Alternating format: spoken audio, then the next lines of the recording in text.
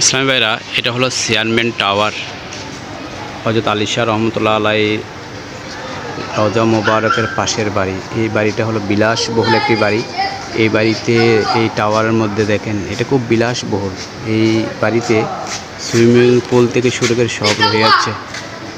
একটু উন্নত মানের স্থাপনা। গেট ফটকটা দেখেন ব্যয়বহুল, বাড়ির সাজসজ্জা। কিন্তু প্রশ্ন হলো, এই বাড়িতে তো কোনো কেউ আসে না। পাশের বাড়ি, পাশে হলো রওজা মোবারক হযরত আলী শাহ রহমতুল্লাহ আলাইহি। ওনার রওজা মোবারকে মানুষ কেন আসে? উনি কোন কাজটি করেছেন যার কারণে মানুষ ওনার রওজা মোবারকে আসে? পবিত্র কোরআনে আল্লাহ সুবহানাহু ওয়া তাআলা বলছেন, ইন্না রাহমাতাল্লাহি কারিবুম মিনাল মুহসিনিন। নিশ্চয় আল্লাহর রহমত রয়েছে মুহসিন ব্যক্তির কাছে। আলী শাহ রহমতুল্লাহ আলাইহি কী কাজ করেছেন যে উনি জগৎ বিখ্যাত হয়েছেন? উনি আল্লাহর রহমতের অধিকারী হয়েছেন, নিয়ামতের অধিকারী হয়েছেন। তো এই বাড়িতে তো কেউ আসে না জিয়ারতের জন্য।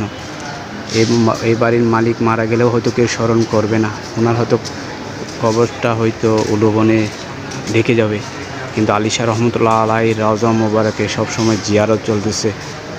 উনি কোন কাজটি করেছে?